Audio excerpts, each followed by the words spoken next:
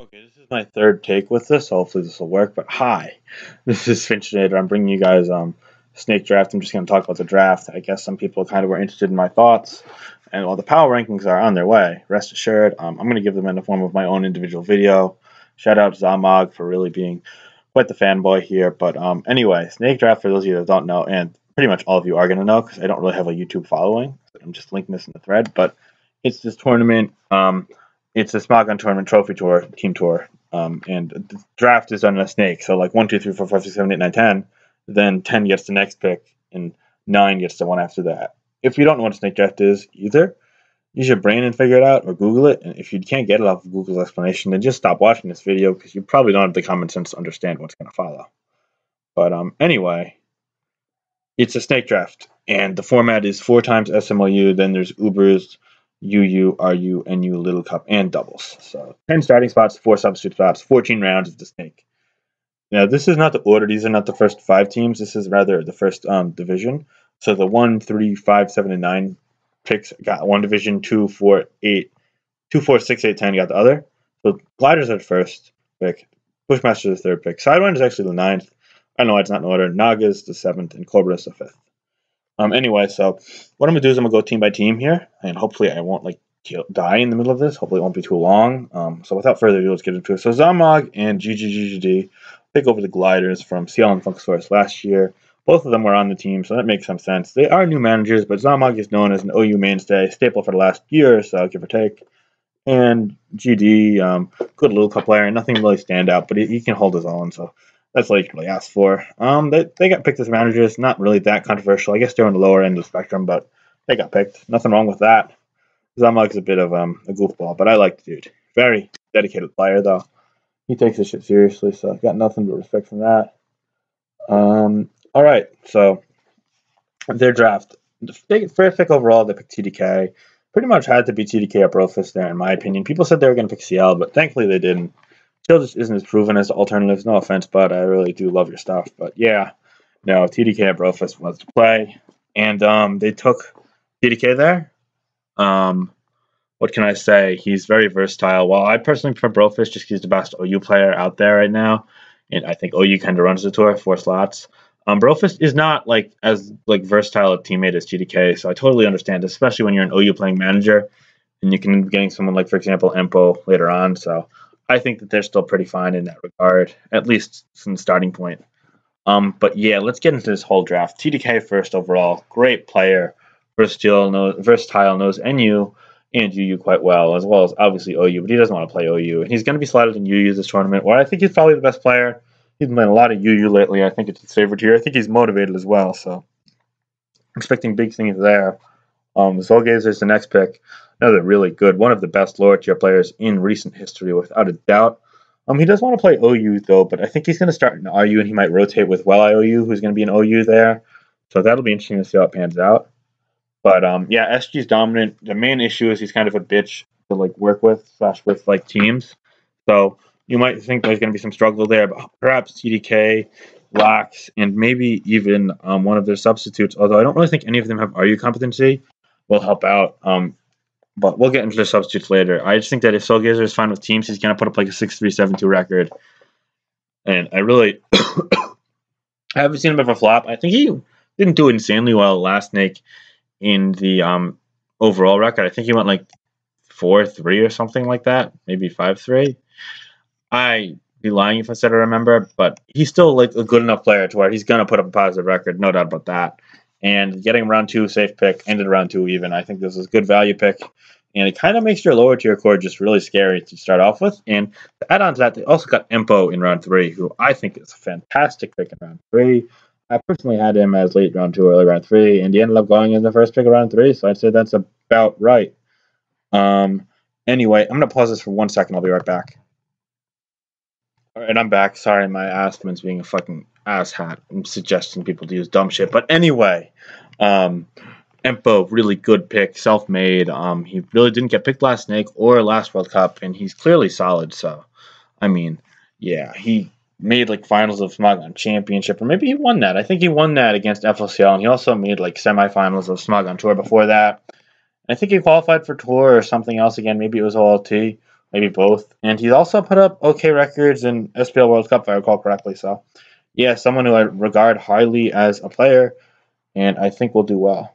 Um, fuck, I'm getting so many PMs on PS right now. Okay, fuck it. I'm closing that. Anyway, so yeah, Lax was the round 4 pick.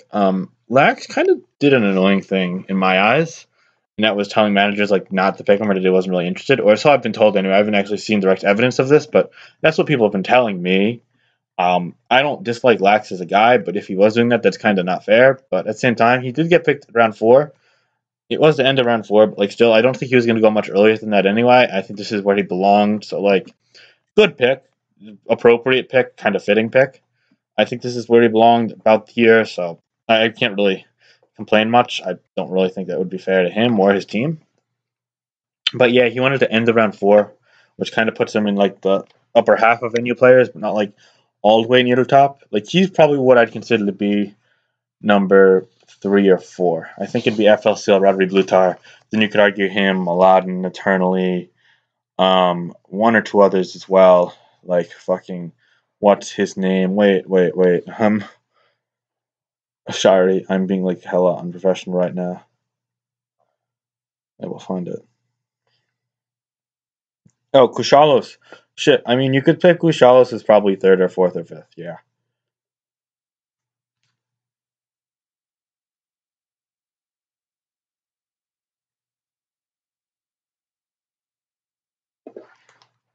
Okay, yeah. So those are like the top 5, and you no doubt. I'd probably put Eternally like 5th or 6th. But yeah, Lax is up there, and he also has like shown that he can hold his own in like OU and other formats as well. He made Classic playoffs. He has did well on a couple other tours as well. So just high on Lax as a player, although he kind of does associate himself with like the wrong crowd, kind of like mixes in like the cheese heads that of the world who kind of do grind my gears, especially when they don't really think things through. He does kind of click sometimes, but I mean, a lot of his plays are justified, and a lot of them are really good instinctual reads. It's just sometimes he gets carried away, and I think if he gets carried away in his games, that's going to cost him, especially against like the lower end of the pool. But sometimes that might actually come into his favor against the higher end of the pool when he really needs to kind of find openings against dudes that really don't give many openings, because he can really um, push them to the extreme and really find ways to make things work.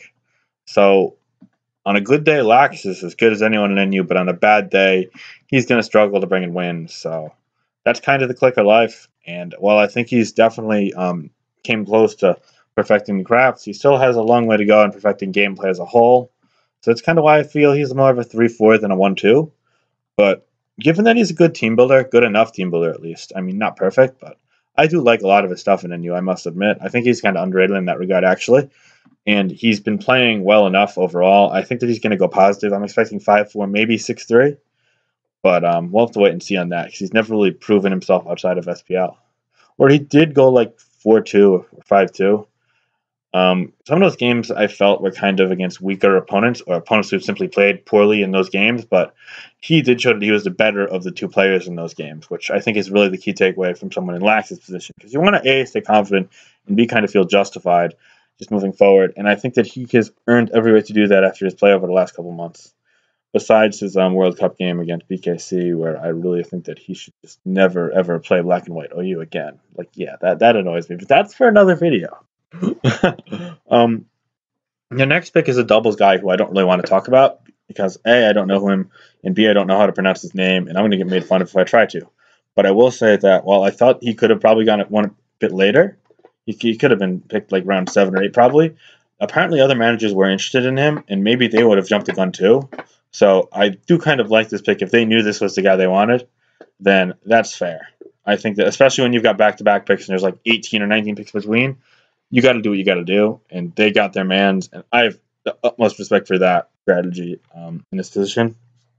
And apparently, he's like a really good player in a different scene. So while I don't know how good, I do know that he's someone that I would trust to live up to whatever hype there is, given that testament from other doubles players. So, hey, good pick. I think that the start of the draft is good. They've got kind of the non-OU bases covered, and they've got Zamog to support and Empo and OU. But I'm thinking that they're probably going to pick some OU players sooner or later. And then they pick Hunter Storm. And I think this is another good pick in terms of value because I think he's going to do all right in Ubers. I think he'll go around even, which for like a round 6 pick is completely fine. I think he'll go like 5-4, 4-5 in Ubers. I think he'll prove himself to a lot of people in his first tournament. And I think that they have confidence in him. He has confidence in himself, and the player base has confidence in him to do well, win, bring good teams, etc. So nothing wrong with that. But when you look, they've got every single tier besides Little Cup and 3 OUs done. And the OU board is kind of, well, to put it bluntly, like fading. And you notice that they do have the next pick. And who do they pick?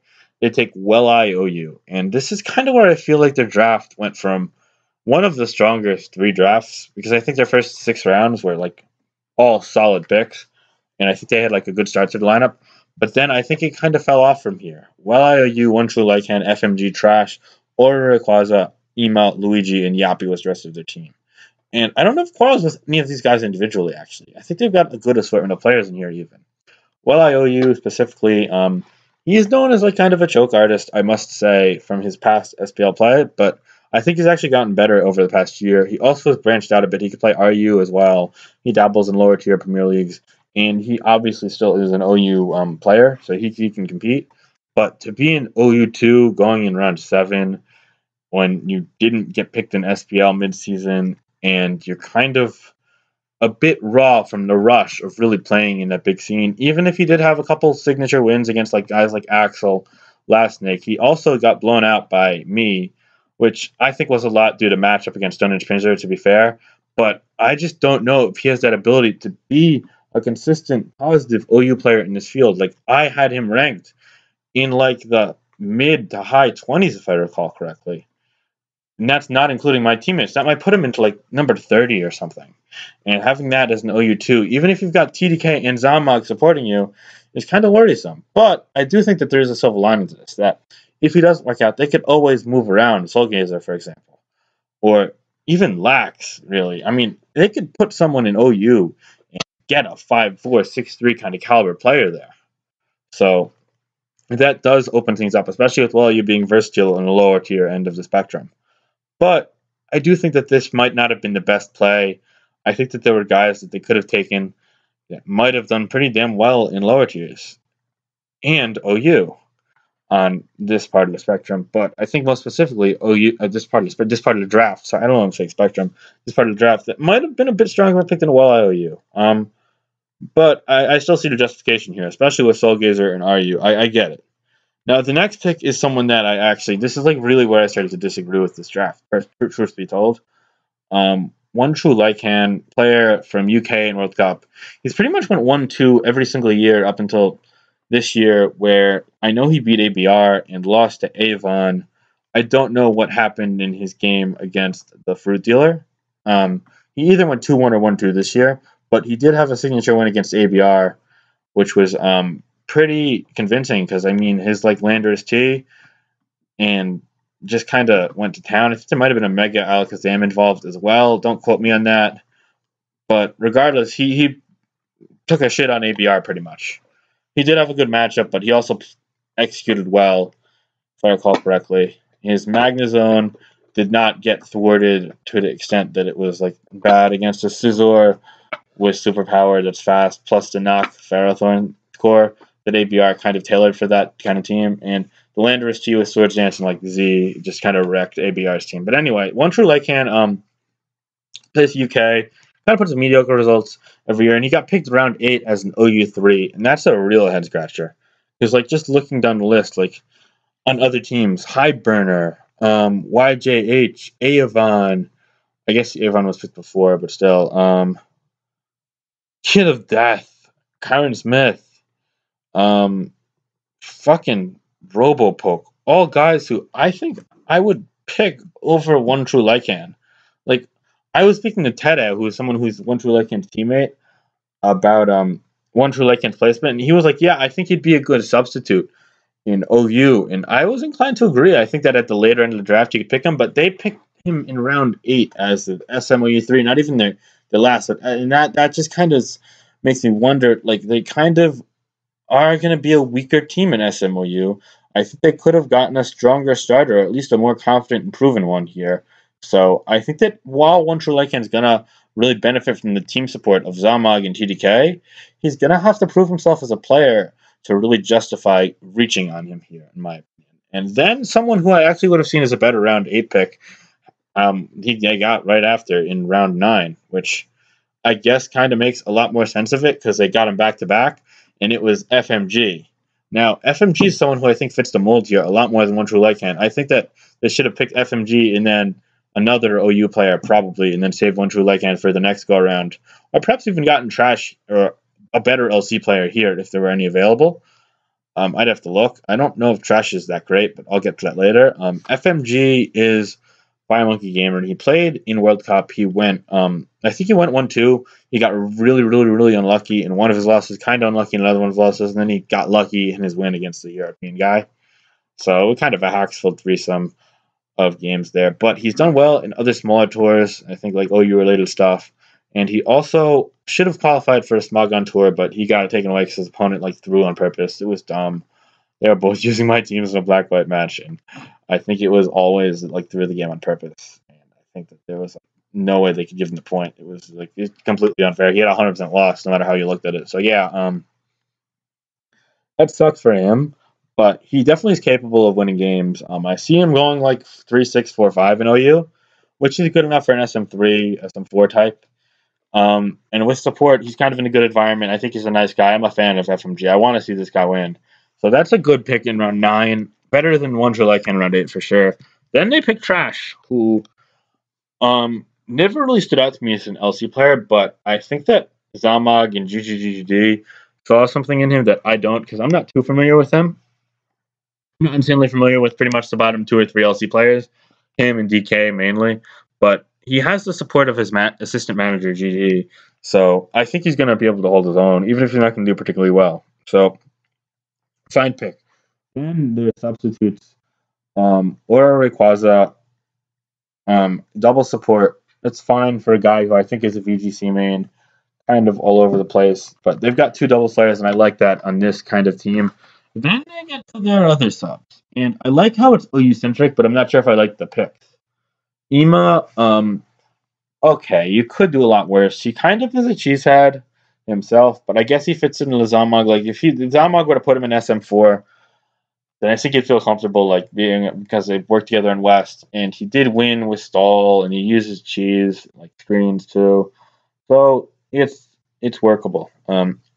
Very workable. Ema, not like a great player. I kind of feel like he's a bit scared when he plays.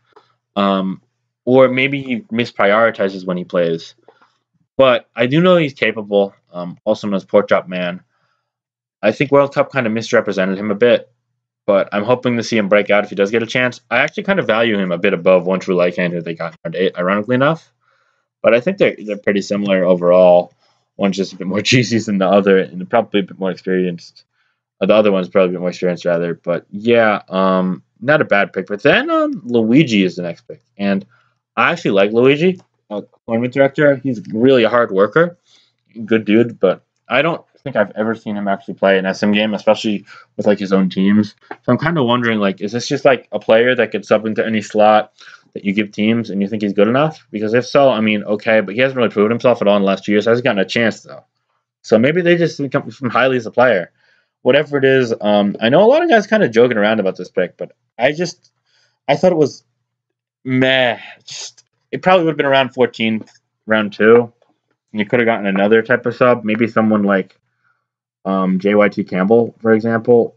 I don't think he was around actually. So let's look at the 14th round pick. Maybe someone like shit. They fucking should have picked Laurel. That was the play. That was definitely the play. not really. But yeah, I mean, Luigi just kind of will be all right. He'll do what you want him to do. I don't know if he'll win. I can't say that confidently, but you could do a lot worse. And then they picked Yappy. This guy Zamok had in PLCL, OUPL that played Oras. I guess he's like kind of that West like phantom OU player who is there. I feel like they kind of mispicked their a sub or two there at the end. I'm not really big on him, but anyway, I think like the first half of this draft was one of the best. The second half just kind of was very pedestrian. Not necessarily the worst, but pedestrian. Some some picks that really didn't stand out to me or didn't really make sense to me. There were reaches, or they simply don't belong on a roster or don't belong starting. And overall, I'd probably give this draft like a B, maybe a B minus. I'd say that they're um, either the second or third, probably the third best team in this five sum. I'm gonna pause, then I'll get back to the next team, which will be the Bushmasters. Okay, we're back. So now we're at Bushmasters. Managed by ABR and Tony, previously managed by Tony and Gingy, I believe. ABR was their first round pick and the first overall pick last year, which started the ABR like Tony kind of dynasty bullshit. A lot of people wish that didn't happen. I'm one of them, but I mean, that's okay. Tony is a very manipulative, to the point, blunt, strong manager. And ABR is just kind of a good mind for the game, especially in OU. But I mean, he could do whatever you really need him to. He's just very valuable. They picked BKC third overall. Nothing wrong with that. Don't personally think that I would pick him there. I think I'd have taken Ojama over him, but that's only based on value. If I was actually managing a team, I wouldn't pick Ojama at all because he'd clash with me synergetically, which I think would very much be the case with this team as well. So therefore, seeing as they didn't want to limit themselves and they're not named Obi, I get it. I just personally ranked Ojama over BKC. Like, I think that BKC is a perfectly fine fit here. And given ABR's personal synergy like preferences, BKC is a perfect fit. Like, that's fine. So this is a good pick at third. Trap God, round 2 late. Ubers, number 1. Neither of these guys play Ubers, so they figured might as well just cover it early, and they did. Nothing wrong with that. Same with EMB CPT, round 3. Again, just a solid pick. Took him before others would. He definitely would have made it around to the next round, in my opinion. And he's just well off. Good player. No, got no quarrels with that pick. I think that's actually a great round 3 pick. After that, I start to agree a bit less with the next pick in Call 49. I do acknowledge that RU players are kind of flying off the board, but unless they know something we don't about his activity and track record potentially changing, he's a risk in RU where he's got a high ceiling but a low inactive floor.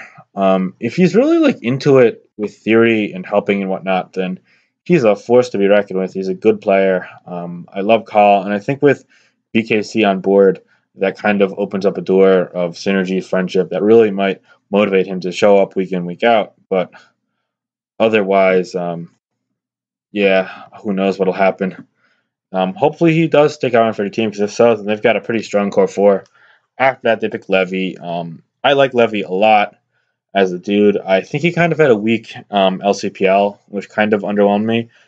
I prefer guys like Kingler and OP to him, but I think that he's like number like 4 or 5 in LC. I think he's good enough to where picking him round 5 might not be the best pick in the world, but it was good enough, especially given their needs and the fact that ABR and Tony don't know LC at all. And again, like the 3 of their first type picks, you could tell. 4 of their first type picks really, and 2 they don't know. BKC is pretty much the only one that's a round 1 pick. Like Trap God, Ubers, EMV doubles, Call, freaking RU, Levy, LC. They picked the 4 guys in the tiers that they don't know. And after that, they pretty much picked OU dudes and then the best players available. Like Gondra, OU dude, probably middle, maybe like 20 to 25th overall in OU. Could argue even 15th to 20th. In fact, I think I ranked him around 18th or 19th. So, like, yeah, he's solid. He'll go 4-5, 5-4. Shiloh, also OU.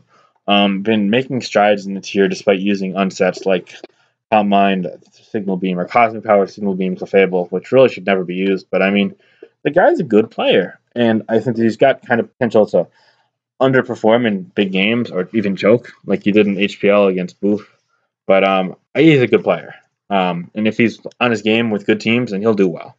Nintendi, for NU, it's kind of weird, but he's going to have the support of Shiloh, so I feel like that justifies his pick a lot before, and it also makes sense of Nintendi. And I think if Nintendi like actually like cares and like tries to learn what's going on and not just like pilot teams mindlessly, then he'll do well. But there's a big risk there. I just think he's a good enough player to where picking him here, knowing that you could always end up shifting Shiloh into NU, or like you've got OU subs, then it makes sense. And I think they're going to end up doing that eventually.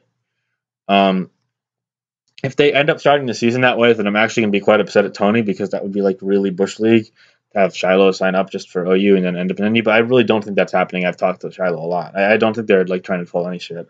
I think that's totally legitimate, and I think that they're both well off in respective tiers, even if it kind of should be flip flopped and feel like talking like best possible available. I think it's fine, and I kind of like what they did here. I think this is good. After that, High Burner, I think they could have waited a couple rounds on, honestly. I not using the pick, but I think the guy's good enough to where he is a snake starter, even if it's low end. He proved it in a couple World Cup games that he really is capable. So give the guy a shot. Fair enough. Passy G, um, this guy could have been picked in the 14th round, in my opinion. And I guess maybe they knew one other manager wanted him and they were going to get him as a starter, so fine. This is a really big insult to the UU player base as well. Picking a guy who made 80 VOU to just kind of be Tony's feed guy, give him teams, and just have him like hopefully beat other UU mains that are top players. Especially when Tony isn't really a top player himself, but he's a good builder. Don't get me wrong, but yeah, I'm kind of questioning why they picked him this early. I guess someone else had interest. That must justify it, or they thought that's the case. Anyway, big question mark alongside potentially Nintendi and even Levy, depending on his form, but I think Levy's good enough. I don't really worry about that. It's just more of a personal thing after LCPL. But yeah, that's the question mark starter, and I think seeing as they only have one of those, and like their first like 8 or 9 picks are all the first 8 picks are solid, high burners, potential to be solid. I'm on down with that, especially considering that Simia and Ma Barley are two OU players that are drafted next that could potentially be an SM4 or 3 even. So yeah, no, I like this draft up to that point. And then you have the Selgor, UU, Builder, and Valex double support because why not? Good draft. I think this is the hands down the best team of these 5.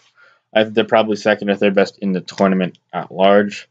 But yeah, good shit over here. Next team is the Sutopolis Sidewinders, but first I'm gonna pause to go to the bathroom.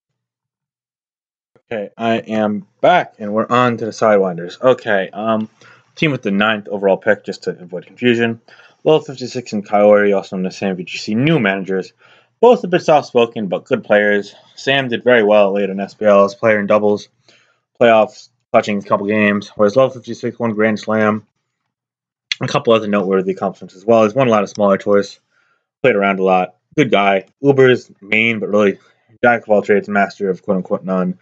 Although you could argue he's mastered Ubers. But yeah, they picked FLCL in round 1. Kind of interesting to see where they went after he fell. I was kind of thinking McMegan might fall to them, but then Ray picked him up before, and I think FLCL was fine there anyway. EO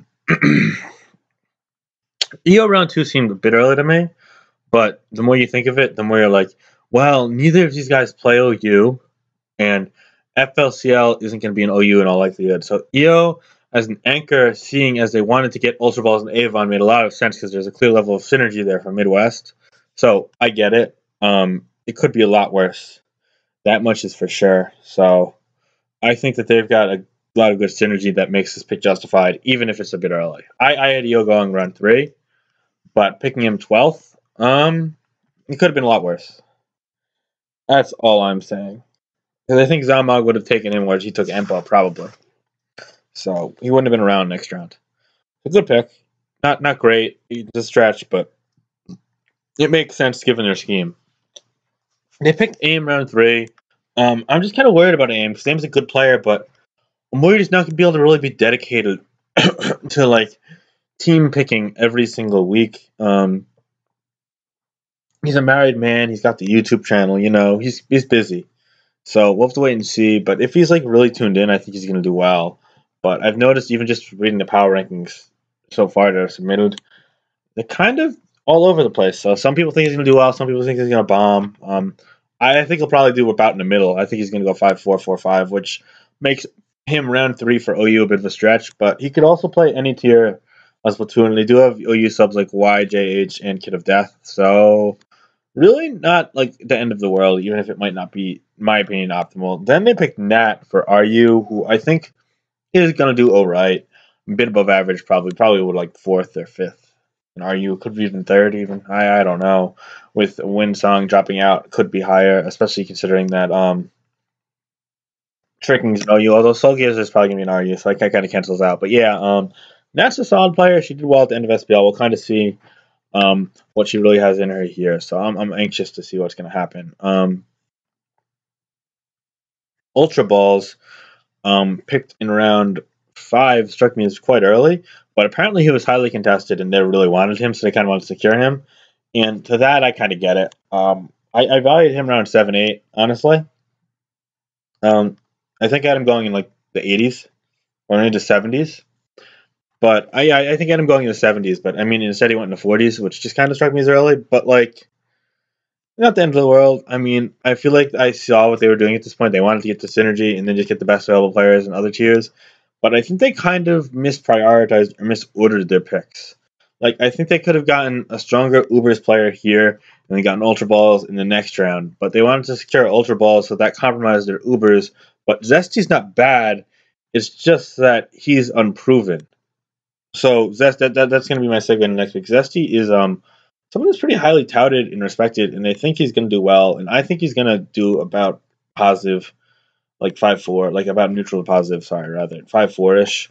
But I just feel like they could have gotten someone a bit more proven. Like, wasn't Exaline still available at the time?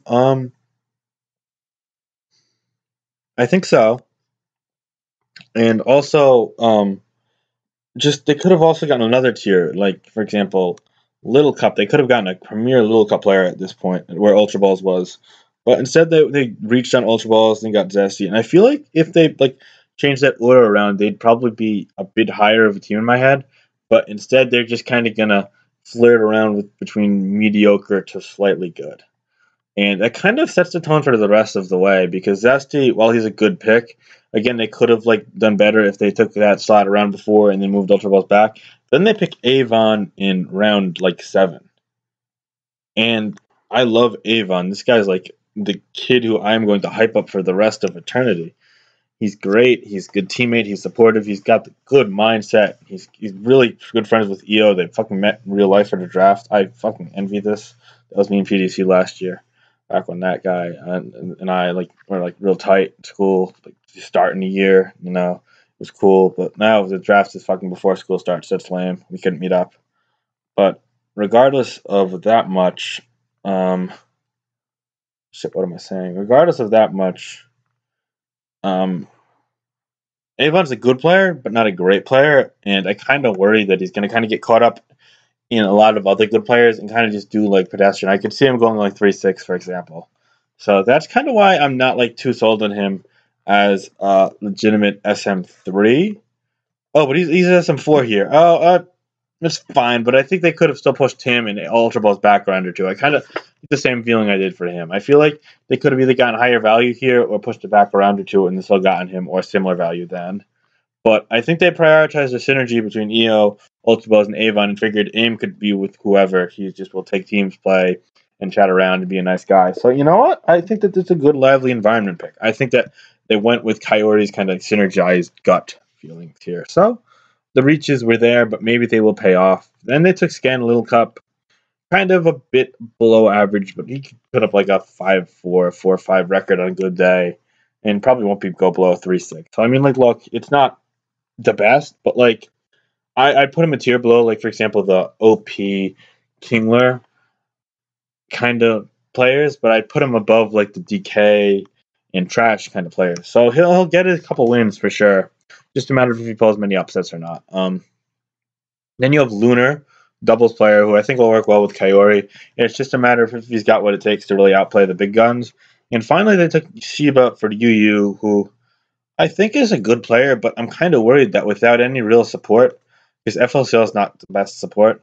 And I mean, I guess AIM is kind of, but like FLCL and AIM, like they're not like the most like chatty in other tiers per se. Like they kind of just hop in, maybe pass a team or play a test game. But like, I feel like Shiba's going to kind of struggle if he can't build very well himself. So, I mean, I think his building will really be put to the test. And I think he's capable as a player. I'm expecting below average results in that spot specifically, but I think he's going to justify being a 10th round pick at least. I think he's worth picking and starting. I just think that this isn't the best environment for him. After that, they took YJH, who is good enough to like be an SM4 if they need, but they aren't starting him. But on top of that, he did go 3-0 in round 1 of World Cup, but unfortunately, he's kind of been like in China and inactive for a while. So I guess they're kind of waiting for him to come back to activity and maybe take someone's spot, or maybe put aim in someone in a struggling spot besides doubles, so you can play anything, and then put YJH in that OU spot. Either way, it gives them a nice flexibility with their lineup. So that much I could respect, especially considering they took XXX Kid of Death. No, XX Kid of Death, XX next round, who is actually an underrated player. Apparently, I know my manager was high and wanted him, but I kind of proposed Jirachi over him, among others. But yeah, no, solid dude. I kind of want to see what he's going to do if he gets any chance, but I think he might help out. And after that, they just took LC support and TKO and kind of just NU support / friendship in Stansu Jung, which will be nice for their NU player who is FLCL, I guess. I don't know if there's a ton of synergy there or not, but I'm fine with that. Overall, this team strikes me as a really friendly vibe, so I think that might lift them above where their skill ceiling is actually. But the thing is that their skill ceiling might be a bit lower than teams like the Bushmasters, for example, or even the Gliders, or maybe on par with them. Either way, I'd probably put them at third or fourth in the pool. Next up, we have the Cobras, Snaga and Chill Shadow. Chill Shadow is not necessarily your like everyday manager, nor is Snaga, but they have managed other tours before, and it got picked here. They've been successful inside tours, so here we go. New team, who dis? We got Sigu Mass round one. Just someone that really would work well with them, kind of the Runers vibe. He is solid. He doesn't have a builder though, which kind of does worry me. I think a couple people don't have builders here. Sidu Mass doesn't, Tama doesn't, and Lightcans doesn't. And all three of them wanted kind of builders. And well, I guess Sidu can build, so we'll have to wait and see. He has ripped teams and built before, so I think he's capable. Either way, they got Sidu, Tama, and Lightcans round three. All three are great players, especially the first two. But also, I think Lightcans, when he doesn't when he really takes his time, he's a good player. He's got a good mindset. The issue is sometimes he doesn't, and he kind of throws away games. But hopefully that won't be the case here. But regardless of that, Sidu and Tama are both great players. Sidu himself has pretty much been Mr. Consistency in SM. People have kind of bagged on him as of late because the jerk isn't too happy with him. CBB fucking curses him out every single day in private or some dumb shit. I've heard like horror stories. I don't fuck with CBB. But Sidu is a good player, in fact. And while he might be lame or not like your best friend in whatever circle you are, he does win games and he fits into this team environment here. So I think that was a good round one pick, good value for them at fifth overall. And Tama, I kind of thought they'd go in a different direction. Unfortunately for them, Ben Gay wasn't available. And unfortunately for them, other like good round two picks like Pasho weren't available. Oh no, Pasho was available, but a couple guys weren't that they probably could have gotten. But Tama fell to them, so at least they got two OU players off the bat. But I'm kind of worried where Tama will get his teams from because like last year, me and EO built a lot for him. He built one or two teams. But yeah, no, we'll have to wait and see. And Lycan signed up and basically said, okay, look, I want a builder, but I'm down to play whatever. And he's going to be playing UU, but he doesn't have a builder. Like, I guess it's Naga and Esht, which is a bit risky. Because neither are, like, standout UU options at the moment. But hey, I mean, maybe that'll be enough. I think that they'll both take their hand at it, so at least we'll be getting good effort. Then they pick Kyogre Fan. I think they probably could have waited around or two, but they did get another, like, key target next round in SMB, Sableye My Bay. And I think both these guys are kind of newer players who are going to do well in their respective tiers of Ubers and doubles, respectively, with Kyogre and SMB. So it could be a lot worse. Next off is Kickasser. Kickasser is just a solid player. Apparently, like the French dudes have been like really high on him lately, but I'm kind of curious to see where that'll go. If it will go very well or not. I think he's probably gonna. I actually ranked him pretty high. I think he's gonna towards the middle of the pack. But probably go like 5-4. Then Hansuki, I think they took a bit early. I would have waited a round or two, personally, but I think they kind of just wanted to filter a starting lineup with these three guys, and he was like the most likely to get picked next, which I think is totally fair. So yeah, Suki can play pretty much whatever, but he's gonna likely end up in NU, UU being second most likely, I guess. He played it in NUPL and a couple other things. He's solid, not amazing, but he does have a lot of support here. Sidu actually plays in U. Snaga plays in U. Phil knows some in U, I believe. Even Zeb actually still touches in U every now and then. So yeah, no, they're fine there. He'll be okay. He'll probably go like 3-6, if I had to guess. Zeb, Nenu, and LC rather. He's not the worst LCer you could do. I think that I'd rate him above like Trash and DK, but below the rest of the field. I think, like for example, He's probably between like DK and Scan. Yeah, but the thing is, I kind of wonder if taking someone like TKO would have been better. But I guess TKO didn't really stand out last year. So he ended up as a sub on the Sidewinders, and Jake ended up as their starter. And I think he'll do okay. He's friendly, he fits in their team environment. So good enough. And then they took Karen Smith next up, which was fine.